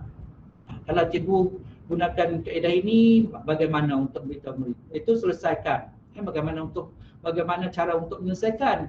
Cikgu kena tahu bahawa bagaimana untuk menggunakan benda tu. Cikgu kena tahu bagaimana untuk membinakannya, bagaimana untuk membuat kiraan itu. Itu kena ada pada seorang cikgu lah. Baik, kita lihat pada yang sebelah lagi, pendekatan. Baik, saya dulu kerap juga ditanya oleh cikgu, apa beza teknik, kaedah dan strategi. Itu yang paling paling sangat ketara di kalangan cikgu kita nak tahulah teknik, kaedah, strategi. Baik, saya nak lihat. Mula-mula kita ambil yang besar dulu, pendekatan. Arah atau hala tuju yang kita ambil untuk menuju suatu sasaran. Itu pendekatan. Kita dah set. Sama juga dengan matlamat dan objektif. Ada beza ada cikgu. Kemudian cara mengajar berlandaskan teori, prinsip dan atau model tertentu. Atau yang seterusnya mendukung satu teori. Itu boleh kita menggunakan pendekatan. Artinya kita fikir dulu pendekatan apa yang saya nak gunakan. Adakah saya hanya memikirkan bagaimana untuk membolehkan murid menuju ke arah yang saya fikirkan itu. Kemudian kita lihat pada teknik tu. Merujuk kepada kemahiran guru melaksanakan perancangan kaedah mengajar. Itu teknik. Kaedah dia pula satu siri tindakan guru yang sistematik. Itu kaedah dia. Dan strategi kebijaksanaan memilih pendekatan-pendekatan, teknik-teknik itu adalah strategi cikgu. Kita dah ada pendekatan, kita dah ada teknik, kita dah ada kaedah. Jadi untuk mata pelajaran ini, untuk tajuk ini, untuk kemahiran ini, saya nak atur strategi dia. Kaedahnya apa? Tekniknya apa? Itu di antara perbezaan yang antara lah. Untuk cikgu membolehkan murid diberi tunjuk ajar, diberi cara bagaimana untuk menguasai kemahiran dan isi pelajaran itu. Boleh juga? Baik. Ini ada perkara yang 3 dan 4. Memandu murid membuat keputusan dan menyelesaikan masalah dalam aktiviti pembelajaran. Yang keempat, memandu murid menggunakan memanfaatkan sumber pendidikan berkaitan pembelajaran. Baik, apa yang dimasukkan di sini? Okey. Baik. Memandu, apa yang dimasukkan memandu murid ni? Memandu murid membuat keputusan secara kritis dan kreatif. Itu matlamat dia. Bila kita memandu murid untuk membuat satu keputusan itu, hendaklah menuju ke arah kritis dan kreatif.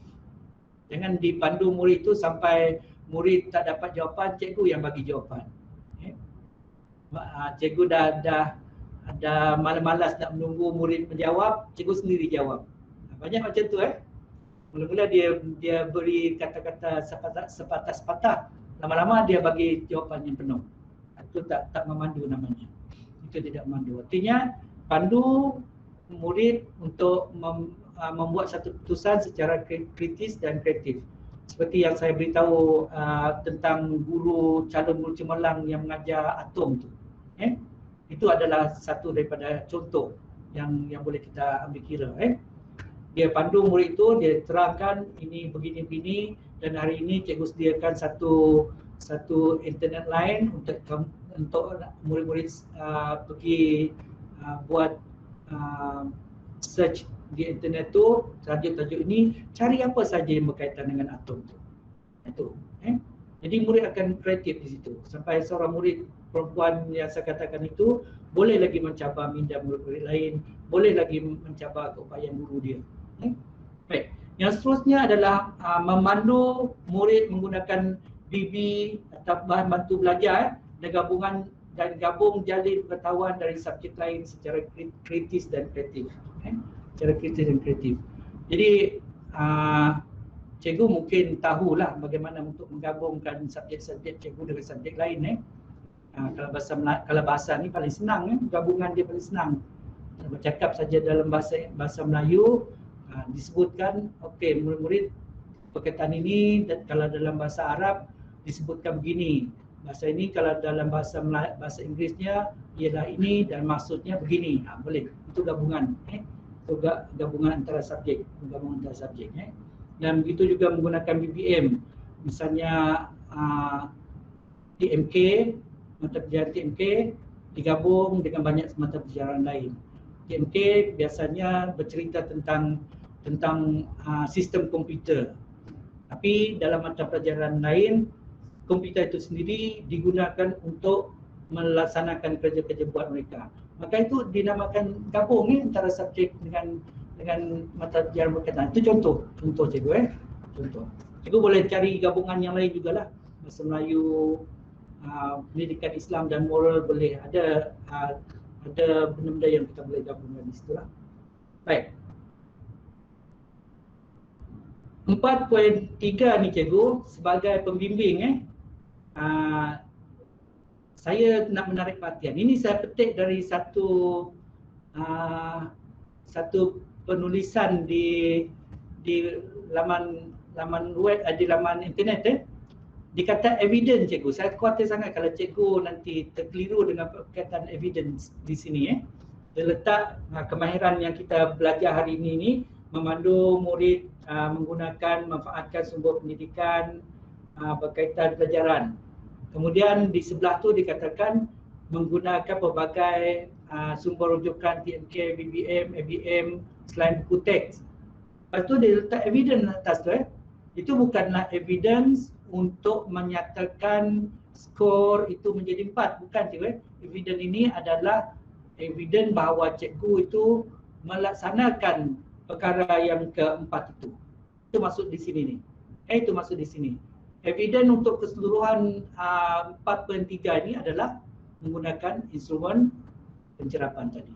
Itu yang boleh disimpan dalam di sekolah tu untuk dijadikan evidence, untuk menjadikan pembuktian bila satu ketika cikgu dipantau, cikgu disemak, cikgu disahkan skor itu, maka itu adalah evidence-nya. Bukan yang ini Yang ini kalau cikgu menggunakan dia tak boleh ditunjuk pada ketika orang memantau Dia ambil cikgu itu menggunakan BBM dan letak depan pemantau. Tak boleh begitu. Seperti yang saya beritahu pada sesi yang lepas tu. Evidence untuk menulis evidence tak boleh dikatakan menggunakan pelbagai. Menggunakan itu apa tu cikgu? Kata kerja. Kita tak mau kata kerja untuk jadikan cara menulis evidence dalam SKPMG 2. Tidak mau tu. Sebab tu saya paling khawatir yang ini. Sebab tu saya highlight ini. Banyak saya jumpa banyak ini dalam internet ni, banyak benda macam ni. Dia kata evidence. Sebenarnya bukan evidence untuk menjadikan dia bila skor 4. Saya bagi contoh PPS. PPS tahu pasukan pelaksanaan standard yang dilantik oleh sekolah, kumpulan A misalnya. Kumpulan A bagi skor 4. Evidence-nya apa cikgu? Saya dah tulis di situ menggunakan pelbagai sumber pendidikan. Jadi orang yang bertanya tu, macam mana saya nak tahu menggunakan tu? Tak boleh ditunjukkan oleh itu. Tidak boleh kan? Jadi memadai kita bagi skor 4, maka tulisan nanti saya akan beritahu tentang bagaimana menulis evidence bahagian standard 4 keseluruhan ini. Saya tak boleh bagi satu persatu. Nanti saya akan cerita. Cuma saya nak kontrol cikgu, kontrol kita semua, jangan katakan yang ini adalah evidence untuk pembuktian skor 4 itu. Bukan. Jadi saya khawatir yang itu sajalah. Sebab tu saya petik yang ini. Baik. Sekarang kita lihat kepada instrumen yang saya katakan tadi. Instrumen untuk melihat skor. Instrumen untuk melihat skor. Ini adalah PPS cikgu. PPS yang ada cikgu boleh download dalam portal sekolah cikgu. Siapa yang boleh akses kepada SKPM sekolah cikgu tu boleh download di sini. Ataupun sekolah dah sedia download, boleh kongsilah. Jangan disimpan Semua cikgu boleh akses yang tu. Tapi untuk buka portal tu, portal sekolah cikgu tak boleh semua. Tidak boleh semua boleh buka portal. Hanya orang yang dilantik saja boleh buka portal dan pegang password dia. Baik, kita lihat kepada 4.2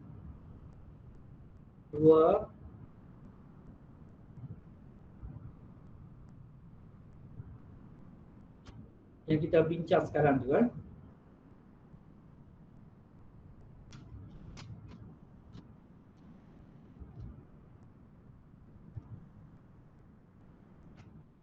Dia tengok.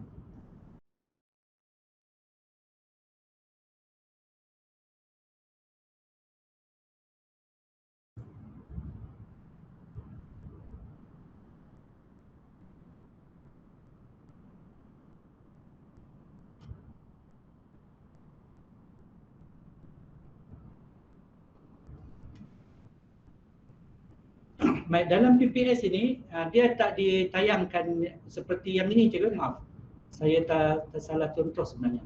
Sepatutnya ada benda macam ni untuk 4 point something 4 4, tapi yang ini tak ada. Saya bagi contoh begini lah. Ini salah satu contoh. Kalau di sini, kalau di bahagian ini, ya Pak.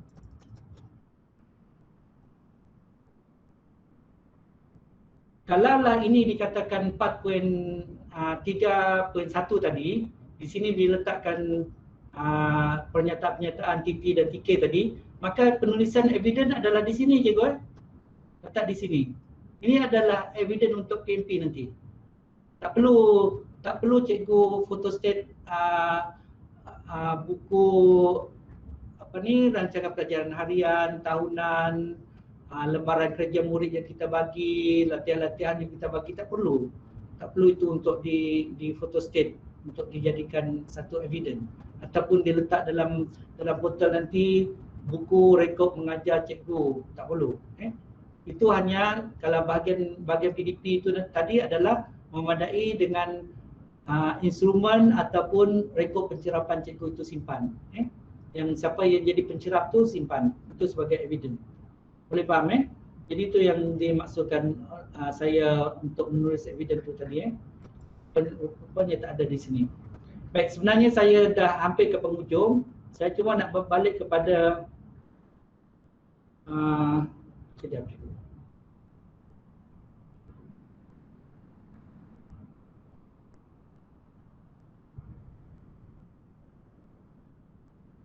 Balik kepada perkara asas untuk kita jadi cikgu ni, mengawal suasana pembelajaran mengawal suasana pembelajaran ni.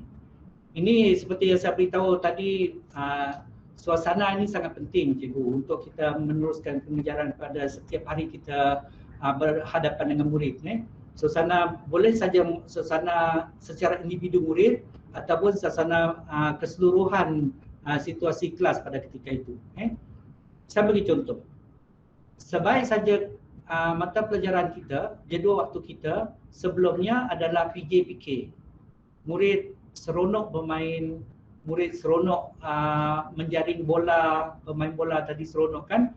Itu juga boleh mempengaruhi suasana pembelajaran pada ketika kita berhadapan dengan murid. Itu pada ketika itu. Itu dinamakan suasana pembelajaran juga. Jadi kita hendaklah memberi ruang dan peluang untuk guru, untuk murid bersedia untuk berhadapan dengan pelajaran kita yang seterusnya. Jadi di sini cikgu banyak dipersoal kepada saya bagaimana pertukaran waktu itu antara PJ dengan bahasa Melayu saya. Kebanyakan guru PJ dia akan memenuhi sehingga tamat 30 minit waktu PJ-PK dia. Dan murid tak ada kesempatan untuk membersihkan diri, menyediakan diri, dan masuk kelas saya nanti dah makan masa sampai 5 minit. Jadi di sini cikgu kena bijak antara dua orang cikgu kena bijak. Jangan memakan masa yang terlalu lama, terlalu lambat untuk menamatkan PDP yang awal itu, dan sehingga PDP yang kedua tu tergendala terlalu lama. Itu juga tidak dinamakan menjaga MMI, tidak menjaga MMI. Ini banyak berlaku di sekolah cikgu seperti ini. Kadang-kadang kami nak mencerap pun untuk sesi itu, tapi cikgu bahasa matematik masih ada dalam kelas. Dia tengok kita di luar pun dia belum menamatkan pelajaran dia. Maka perkara ini perlu dielak seperti ini. Mesti memenuhi masa yang telah ditetapkan. Sebab tu kita merancang pelajaran itu begitu teliti, begitu tepat. Sentiasa alert dengan peredaran masa itu. Jangan seronok pada satu tempat sehingga kita mengabaikan masa-masa untuk kita menyelesaikan perancangan-perancangan kita yang lain, dan sehingga akhirnya nanti memakan masa cikgu-cikgu yang berikutnya. Itu tidak sesuai. Itu perlu dilatih, perlu dilatih. Pada satu ketika dulu kalau tak silap saya di PPD Muka sekolah tidak pernah menggunakan masa. Sebenarnya itulah cerita di sebaliknya, untuk membolehkan cikgu sentiasa bersedia tahu, sedar bahawa masa pengajaran dia bermula dari ini sehingga ke ini. Tak perlu orang lain mengingatkannya. tak perlu ada loceng mengingatkannya. Maka cikgu itu kena bersedia, kena alert. Okay? Jadi itu yang dimaksudkan mengawal suasana pembelajaran juga. Itu juga dinamakan suasana pembelajaran. Selain daripada itu, yang tadinya PJ itu, kemudian bahasa Melayu seperti yang saya beritahu pada minggu yang lepas tu, hendaklah disetkan minda murid untuk meneruskan pelajaran bahasa Melayu yang berikutnya ataupun apa subjek yang selepas daripada subjek yang sangat menyeronokkan itu. Kena ada satu set nasi yang betul-betul menjurus membawa pemikiran murid kepada pembelajaran yang kita akan berhadapan dengan mereka. Jangan dibiarkan murid sehingga terpinga-pinga, saya sekarang ni belajar apa, cikgu mengajar apa, tak tahu. Jadi itu perlu dielakkan sebab kita nanti yang akan mendapat impak adalah murid itu sendiri, dan kita tak ada kepuasan mengajar bila murid tidak dapat mencapai apa yang telah kita sampaikan pada hari itu. Jadi kita hendak mencapaikan sesuatu objektif yang telah kita rancangkan itu. Kalau boleh memang dalam pemikiran kita 100% hari ini semua murid boleh menguasai kemahiran yang saya telah rangka pada hari ini untuk subjek ini. Itu yang selalu dalam pemikiran kita lah. Jadi kalau untuk ke arah itu, hendaklah jaga semua tu. Dia punya masa pembelajaran kena jaga, emosi murid kena jaga, kena sediakan mereka dengan perkara-perkara seperti itu. Dan mungkin PJPK juga, saya kurang arif tentang prosedur PJPK itu sendiri. Dia ada prosedur dia. Sebelum memulakan dan selepas memulakan ada prosedur dia. Cikgu PJPK bolehlah bagi in-house training pada cikgu-cikgu lain untuk mengetahui bagaimana prosedur PJPK itu, terutama PJ lah, untuk memulakan PJ dan selepas PJ itu ada prosedur dia yang boleh dipatuhi, ada paturan dia. Itu boleh dikongsi lah cikgu PJ kepada guru-guru lain. Baik. Sekarang saya nak ulang kaji sedikit lah tentang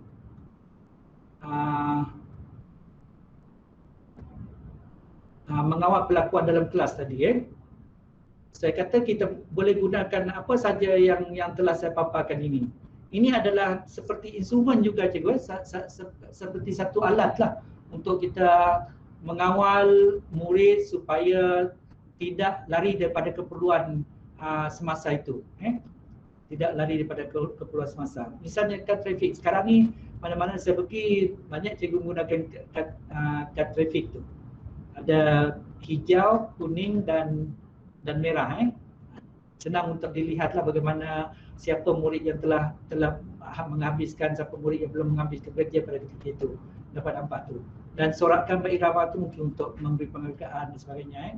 Kemudian pemilihan bahan juga boleh mengawal pelakuan murid dalam kelas. Kalau bahan itu tidak menarik, itu yang menjadi kelas akan menjadi hingar-bingar. Dan bunyi whistle juga mungkin ada yang berminat lah. Bagi saya tak berapa minat dengan whistle.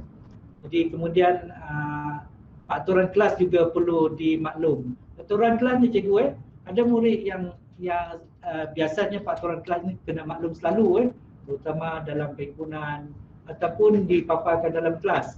Maka ingat kepada murid, jika ada berlaku pelanggaran dalam kelas itu, ketidakpatuhan pada aturan kelas itu kena ingat, kena ingat pada murid selalu. Kena beritahu dia aturan kelas kita begini-begini. Barulah kita dapat salah satu cara mengawasi kelakuan murid juga. Jangan nanti terutama budak sekolah rendah. Saya pernah pergi di satu sekolah. Mungkin ini budak yang baru lah, darjah 1. Cikgu tu seronok mengajar di depan. Lepas tu bila dia nak panggil nama seorang budak yang mungkin dia teringat nak menyebut budak tu, tak ada dalam kelas. Budak tu tak ada dalam kelas. Saya sebenarnya melihat budak tu keluar, tapi saya fikir ada ibu bapa di luar. Waktu tu sekolah dia di kawasan agak pedalaman lah. Ada ibu bapa di luar tu. Rupa-rupanya budak ini keluar tanpa pengetahuan cikgu dan merayap di kawasan sekolah. Jadi pada ketika itu juga cikgu berkenaan minta izin pada saya untuk mencari anak yang disebutkan itu, nama murid yang disebutkan itu. Jadi ini juga aturan kelas bagi yang selalu perlu diingatkan, terutama murid yang baru masuk sekolah lah, tahun 1, tahun 2 macam tu, perlu diingatkan selalu pada mereka bahawa aturan sekolah kita begini, kelas kita begini, pagi duduk, simpan beg, dan kalau nak keluar ke tandas kena minta izin, kena bawakan kad, kena minta kebenaran, kepada siapa, daripada guru atau ketua kelas, dan ketika berada di luar tidak boleh merayap ke mana-mana, terus saja ke tempat yang dituju, ke tandas, kalau ke bilik guru. Itu peraturan yang perlu kita maklum kepada anak murid kita. Ini juga adalah mengawasi perlakuan murid semasa PDPC. Kad senyum, pinjamkan telinga, benda macam tu, tepuk tangan dan sebagainya. Baik, cikgu, saya fikir saya dah hampir dah ke penghujung, sebab saya memikir ini adalah kerja buat kita seharian, tidaklah begitu berat untuk kita berfikir bagaimana untuk menyelesaikannya, kerana itu adalah perkara rutin yang kita selalu buat hari-hari. Jadi jika ada cikgu yang kurang tahu tentang apa yang terkandung dalam SKPMG 2 ini, standard 4 ini, maka rujuklah apa yang telah saya maklumkan itu, dan perbetulkan keadaan dia, perbetulkan keadaan. Jadi saya rasa saya dah sampai ke penghujung. Saya harap apa yang dah saya sampaikan itu boleh banyak membantu cikgu. Dan kita ada 2 sesi lagi pada masa akan datang untuk kita berjumpa lagi. Saya terus serah kepada Cikgu Hajah untuk meneruskan sesi. Terima kasih Ustaz. Terima kasih Ustaz. Ustaz, kita tengok dulu soalan-soalan yang telah dikemukakan oleh rakan-rakan guru. Ada di bahagian ruangan chat tu Ustaz. Hajah nak baca ke saya nak baca? Bermula dengan Cikgu Nurul Azimah Hatta tu, soalan dia Ustaz, kalau Ustaz perhatikan di situ, jika sesi PDPC cikgu itu bersambung pada 2 kelas yang berbeza, guru selepas itu terlewat sampai ke kelas kerana kelas jauh bersambung masa juga, yang mana perlu diberi keutamaan? Adakah guru tersebut perlu pergi ke kelas beliau yang berikutnya dan meninggalkan kelas tanpa guru, ataupun menunggu sehingga guru yang berikutnya masuk dan terlewat ke kelas yang berikutnya? Susah juga nak jawabnya juga. Sebenarnya ketika kita berada dalam kelas adalah tanggungjawab kita cikgu. Tanggungjawab kita. Sebab tu saya kata tadi, cikgu di kalangan cikgu ni kena alert masa dia. Jangan sampai perkara ini berlaku. Ini perkara yang betul-betul berlaku di sekolah ni. Walaupun cikgu kadang-kadang kita tak ada di sekolah, kadang-kadang kita nazir ada di sekolah pun berlaku perkara seperti ini. Iaitu cikgu tu lambat keluar dari kelas ini, sedangkan satu kelas lagi dia sepatutnya berada di sana pada ketika itu. Jadi cikgu, saya elok semua cikgu perlu jaga kelas dia, terutama cikgu yang berterusan mengajar dari pagi sampai ke tengah hari. Kena budgetkan masa betul-betul lah. Jadi sebenarnya kalau cikgu berada dalam kelas tu selagi tidak ada pengawasan untuk kesalahan, artinya satu kesalahan, tapi cikgu berkenaan dia mesti harus bergerak ke kelas yang sebenarnya, sebab tidak adil untuk dia menjaga murid ini untuk meninggalkan murid di kelas yang sepatutnya dia berada itu tidak adil untuk murid berkenaan, dan seperti dia meninggalkan tanggungjawab kepada murid berkenan, sedangkan kelas ini adalah tanggungjawab guru yang seterusnya, kan? Sepatutnya begitu. Maka saya serulah pada cikgu supaya jangan berbuat begitulah. Cikgu tadi boleh saja dia beredar ke kelas yang akan datang itulah, sebab tanggungjawab dia sekarang adalah berpindah kepada sesi yang berikutnya, bukan lagi pada sesi ini. Sesi ini telah diambil alih oleh guru lain yang akan meneruskan. Boleh faham juga? Okey, terima kasih Ustaz. Yang seterusnya Ustaz, terdapat sebilangan murid yang bijak pandai atau yang boleh melakukan setiap tugasan agak pendiam di dalam kelas. Adakah guru dianggap tidak berjaya sekiranya murid ini kekal diam apabila diajukan soalan atau respon secara lisan? Okey. Cikgu, murid ni kadang-kadang memang tabiat dia suka nak diam, tapi dia TikTok kan. Dia TikTok dalam kelas. Dia diam tapi dia merisi kata orang lah, diam mubi kan. Tapi cikgu, kalau murid demikian, itu yang kita namakan pengayaan. Cikgu kena bersedia dengan pengayaan dia. Jangan biarkan dia duduk termenung, nak jawab soalan cikgu ni simple saja, saya jawab pun boleh, tak jawab pun tak apa. Dalam fikiran dia begitu kan. Tapi kalau cikgu sediakan satu aktiviti yang boleh dia tanpa dia bercakap tapi dia membuat kerja, sediakan. Itu dinamakan pengayaan lah untuk murid sedemikian. Okay. Okey Ustaz. Ada lagi soalan? Soalan dari YouTube ni Ustaz, dari penonton dari YouTube iaitu Putra Malang. Saya dari sekolah menengah di Indonesia. Jika diizinkan bertanya, ganjaran apa yang dapat diperlakukan kepada murid seumpama murid mahu mengikuti pembelajaran dengan alasan bosan? Yang tidak mahukah? Yang tidak mahu. Ya, okey. Baik, Supaya murid itu mengikuti pembelajaran tapi dia dengan alasan dia bosan. Okey, terima kasih cikgu. Perkataan bosannya sebenarnya tak boleh wujud, tak boleh wujud dan tidak mungkin wujud sekiranya aktiviti cikgu itu menarik. Seperti yang saya beritahu pada sesi yang lepas, bosan itu kerana cikgu. Saya berani cakap tu. Bosan itu kerana cikgu. Saya pernah tengok satu sesi pembelajaran yang anak-anak tak nak berhenti belajar, meneruskan pelajaran sedangkan masa dah habis. Tak cukup masa untuk dia belajar. Satu sekolah yang membuat projek, begitu seronok mereka nak menyiapkan projek sedangkan projek itu 1 bulan tempoh waktu yang nak diselesaikan. Murid hanya bermula pada minggu yang pertama. Tapi loceng berbunyi, cikgu terpaksa memberhentikan. Cikgu sign komputer. Cikgu kata sekarang dah habis. Kita sambung projek kita pada masa akan datang. Tak apa cikgu, sekejap lagi. Mana ada bosan di situ? Tidak ada bosannya. Kerana itu sangat menarik. Kerja-kerja itu sangat menarik bagi mereka.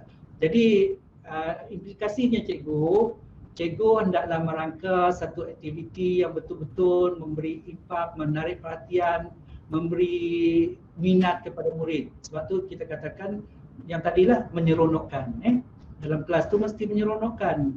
Kalau tak seronok itu yang jadi bosannya cikgu ni mengajar. Ada tu betul murid. Kalau murid sekarang ni bukan murid sekolah menengah saja yang keluar kata tu. Murid sekolah rendah pun dah mula sekarang ni. Bosan cikgu ni mengajar. Gitu. Jadi rangkakan satu aktiviti yang menarik cikgu untuk membolehkan mereka seronok belajar di kelas cikgu itu. Saya bagi contoh tadi macam projek lah. Okey, terima kasih. Okey.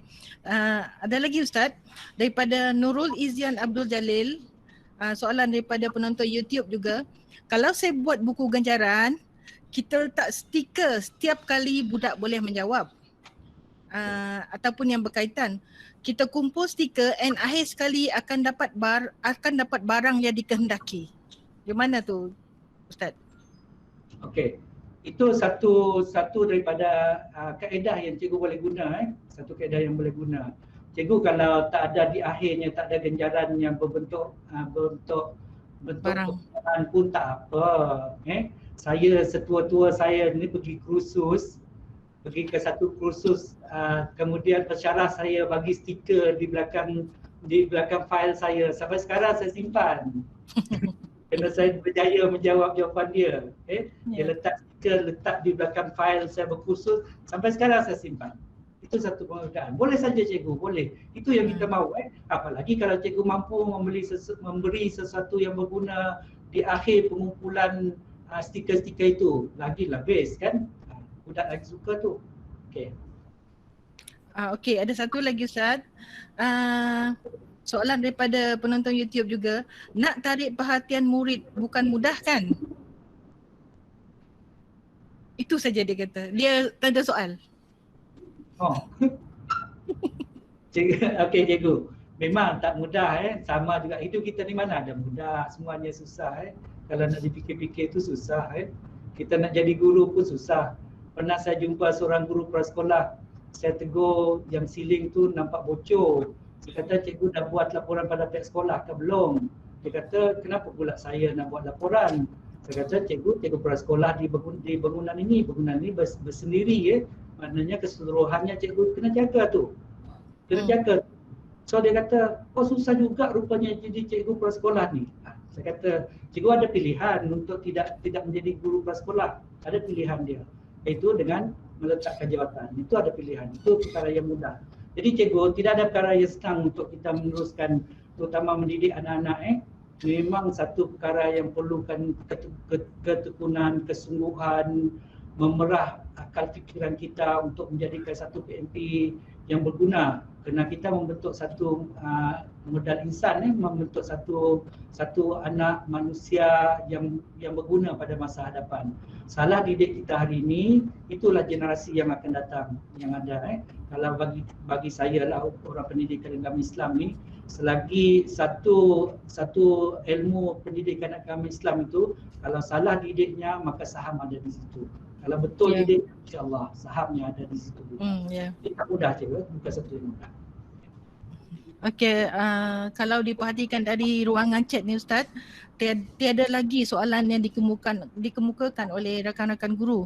Dan sekiranya masih ada rakan guru yang ingin mengemukakan soalan, kita masih buka sekarang dalam masa 3 minit lagi.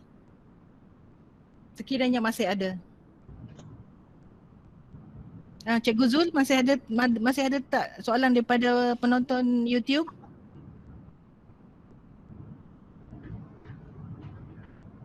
Sementara Ustaz Salihi masih bersama kita.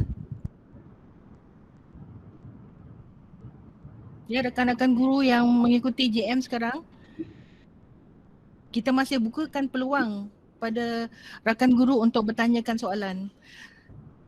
Boleh kemukakan sekarang berkaitan dengan tajuk yang telah Ustaz Salihi kongsikan bersama kita pada hari ini, pada petang ini.